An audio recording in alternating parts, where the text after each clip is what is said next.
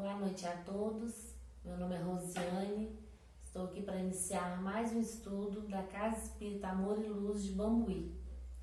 Gostaria de convidar a todos a fecharem os seus olhos, elevar os seus pensamentos a Deus, nosso Pai de amor e bondade, a Jesus, nosso Mestre querido, agradecer pela oportunidade de estarmos reunidos nesse momento para esse estudo, mesmo que de forma online, pedindo o amparo, a proteção de Jesus, da espiritualidade amiga, que possa nos intuir para que possamos tratar desse assunto de forma clara, objetiva, que possa chegar ao entendimento, ao coração de cada um que está assistindo.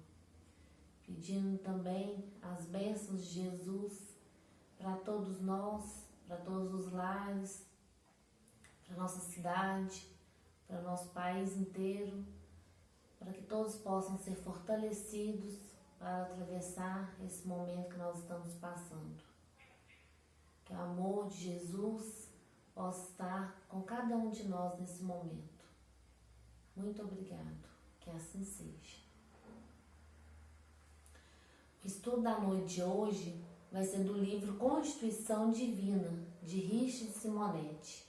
O tema proposto é fenômeno e crença.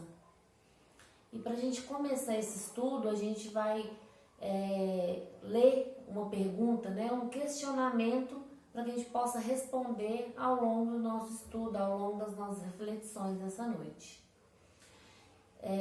A questão é: será sustentável a crença apoiada em fenômenos e prodígios? Ou seja, aquela crença, aquela convicção que é sustentada apenas por fenômenos, por coisas sobrenaturais que acontecem, por coisas extraordinárias, milagres. Essa crença, ela é sustentável? Ela é firme? Então, para a gente começar a responder essa pergunta, a gente vai ler a questão 802 do Livro dos Espíritos, onde Kardec pergunta aos espíritos: visto que o espiritismo deve marcar um progresso na humanidade, por que os espíritos não aceleram esse progresso com manifestações tão gerais e tão patentes que a convicção será levada aos mais incrédulos? E os espíritos respondem para Kardec: querereis milagres, mas Deus os espalha mancheias sobre os vossos passos. E tendes ainda homens que o renegam. O próprio Cristo convenceu seus contemporâneos pelos prodígios que realizou? Não vedes hoje homens negarem os fatos mais patentes que se passam sob os seus olhos? Não tendes os que dizem que não acreditariam mesmo se vissem? Não é por prodígios que Deus quer reconduzir os homens em sua bondade. Quer deixar-lhes o mérito de se convencerem pela razão. Então, com essa resposta que os espíritos dão para Kardec, a gente já tem uma resposta para a nossa primeira pergunta, que é não. A gente pode concluir que não.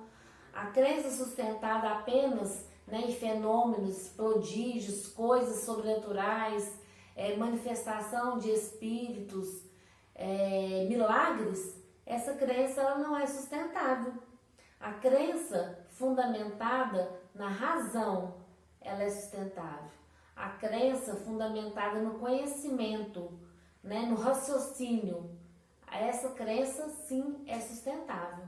Não a crença apenas em prodígios, em fenômenos. O próprio Cristo realizou muitos prodígios e mesmo assim muitos não compreenderam a mensagem divina que ele trazia. Muitos não compreenderam a boa nova que ele trazia. Muitas vezes a gente fica em busca de sobrenatural, de milagres, de provas. Muitos incrédulos querem provas da existência de Deus, querem ver efeitos físicos, fenômenos, coisas sobrenaturais mesmo. E esquecem dos maiores milagres que estão aos olhos de todo mundo todos os dias. as maiores provas, né, que Deus está do nosso lado, que Deus existe, que está sempre perto de nós, os milagres, as provas da existência de Deus que está ao nosso redor.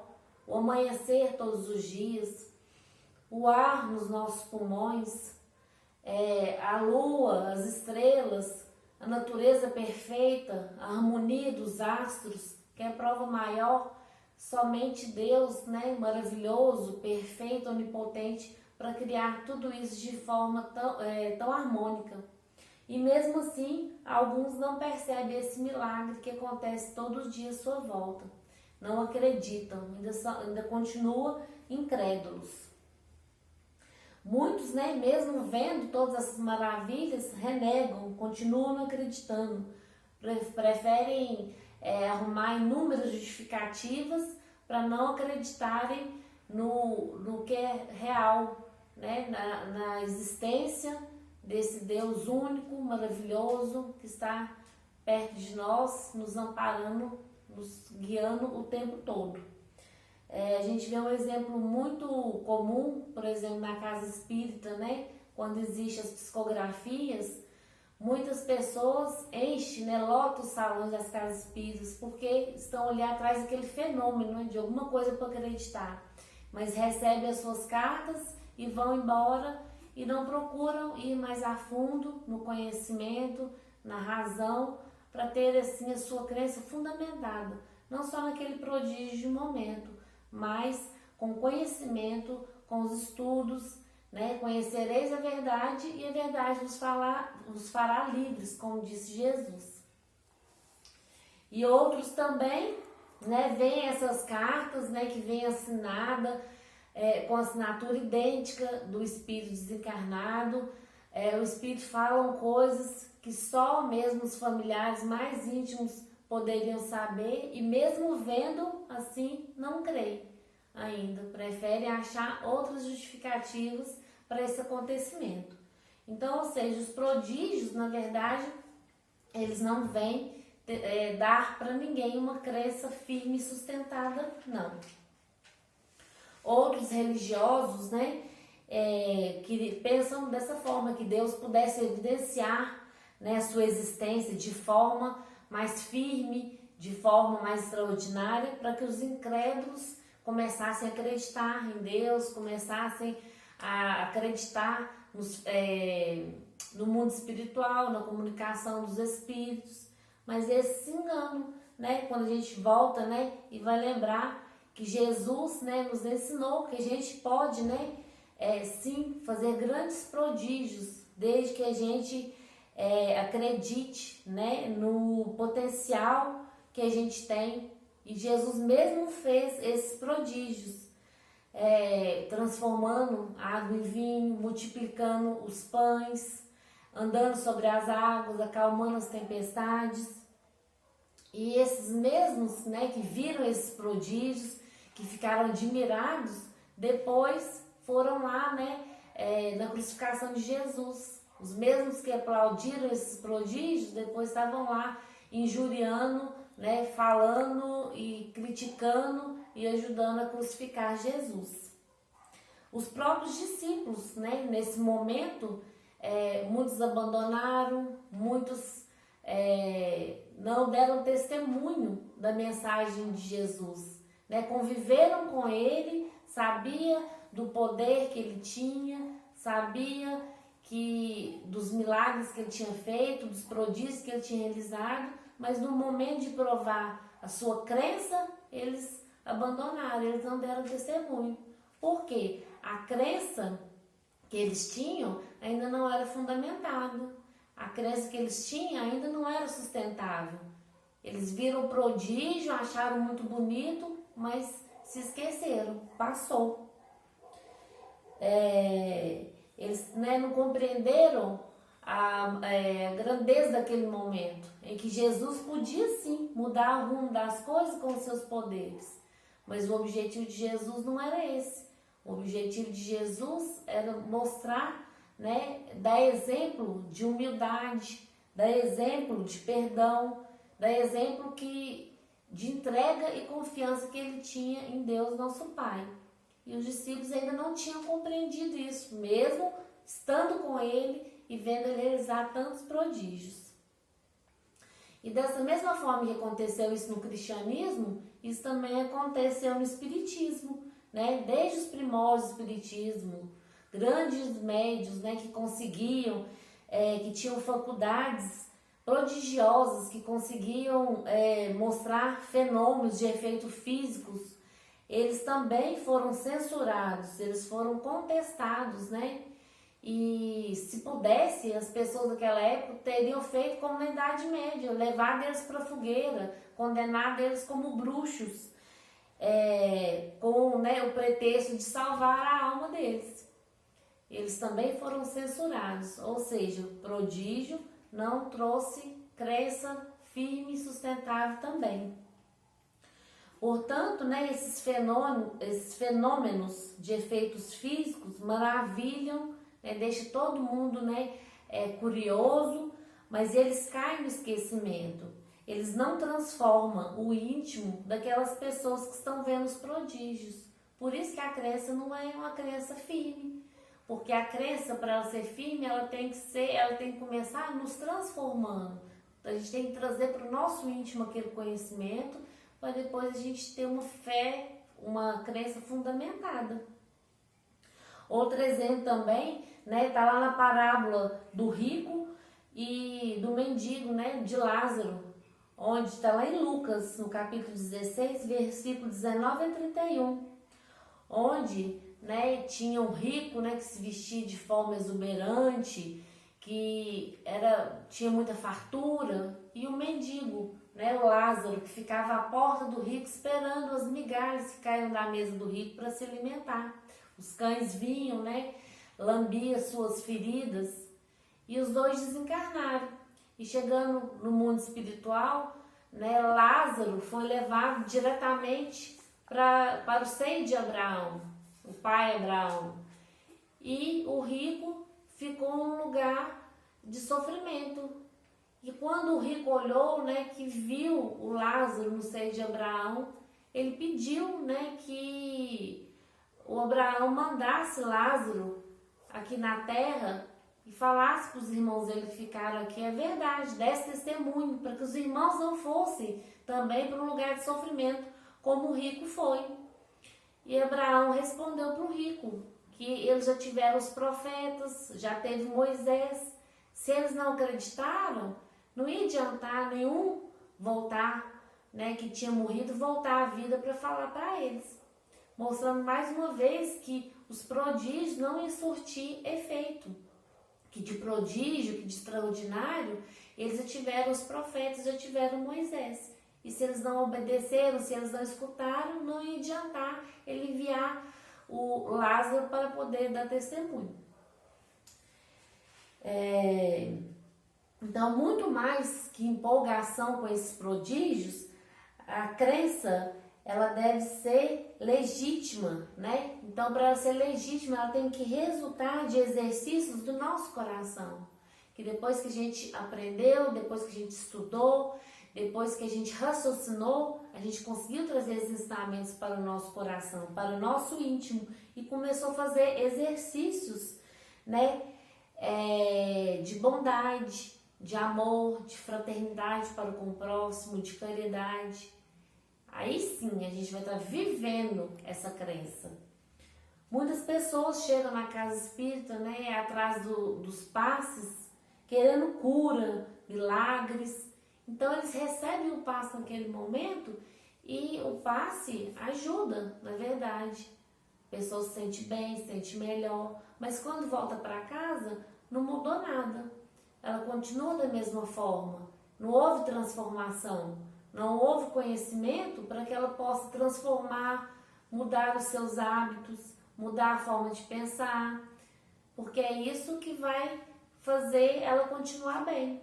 E aí ela não transformou, ela recebeu aquele passe magnético naquele momento, mas não houve a transformação íntima. Outros chegam na casa espírita, né, querendo muito assistir às reuniões mediúnicas, querendo ver fenômenos de efeitos físicos, e esquecem que a mediunidade ela pode se apresentar de várias formas. Desde a mediunidade, a gente gosta de brincar muito, né? O médio da vassoura, o médio de transporte, porque aquele que vai à casa espírita com amor para receber as pessoas, para receber as crianças da evangelização, ele também está atuando como médio. Aquele que consola o faminto que chega lá para tomar sopa, ele também está atuando. Aquele que leva o alimento, uma cesta básica para uma pessoa, ele também está atuando. Também é um prodígio, mas as pessoas ficam empolgadas, entusiasmadas somente para as reuniões mediúnicas. Então a gente vai começar a sentir a presença de Deus no nosso coração quando a gente deixar o egoísmo e começar a amar, começar a servir, começar a vivenciar essa crença. Não só a gente ficar procurando em volta os prodígios, coisas que vão nos provar, não. Nós que devemos provar que a nossa crença é fundamentada e começar a vivenciar com o conhecimento aquilo que a gente adquiriu, aquele conhecimento que a gente adquiriu. Os discípulos de Jesus não se iluminaram, né? Vendo os prodígios de Jesus, até mesmo porque, mesmo vendo os prodígios, no momento da testemunha, eles não deram testemunho, eles fugiram. Alguns fugiram, alguns sentiram medo. Eles vivenciaram a mensagem do Cristo quando eles fundaram a Casa do Caminho em Jerusalém e receberam lá pessoas, né, com dores de todos os matizes e começaram a servir, a amar, a cuidar. Aí sim, a crença deles começou a ser fundamentada. Eles começaram a vivenciar a mensagem do Cristo. Então, da mesma forma, nós vamos nos tornar verdadeiros cristãos, verdadeiros espíritas, quando a gente conhecer, quando a gente estudar e começar a colocar em prática no nosso dia a dia a fraternidade, o amor ao próximo, começar a servir, trabalhar e amar para ajudar os nossos semelhantes. Como o Tiago diz, né, na sua carta, a primeira carta de Tiago, que está na primeira carta de Tiago, capítulo 1, versículo 27. A religião pura e sem mácula, capaz de nos manter incontaminados dos males do mundo, é a prática do bem. Então, somente nesse momento que a gente começar a colocar amor nas nossas atitudes, a colocar a nossa crença ativa, a colocar a serviço do próximo, o nosso amor, a nossa fraternidade, a nossa bondade, nesse momento a gente vai sentir essa presença de Deus de forma que a gente vai ter certeza da nossa crença, que aí sim a nossa crença vai ser fundamentada, a nossa crença vai ser sustentável, porque a gente vai estar vivendo essa crença. A gente vai ter certeza que essa crença é a prática do bem. Então, para finalizar, né, o estudo dessa noite, eu trouxe aqui uma mensagem, o Primado do Espírito, de Rubens Costa Romanelli. Senhor, inundas-me no esplendor de tua luz, e contudo, cego não te vejo. Fala-me na eloquência do teu verbo, e no entanto, surdo eu não te ouço.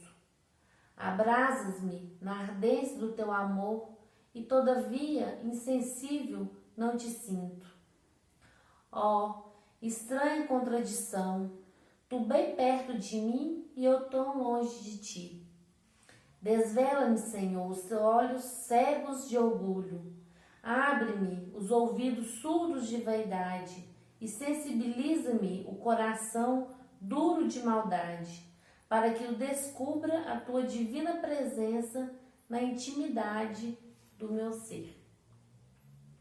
Então, com essa mensagem, a gente finaliza o estudo da noite de hoje, pedindo a proteção, o amparo do Mestre Jesus para cada um, para cada lar. Muito obrigado. Boa noite.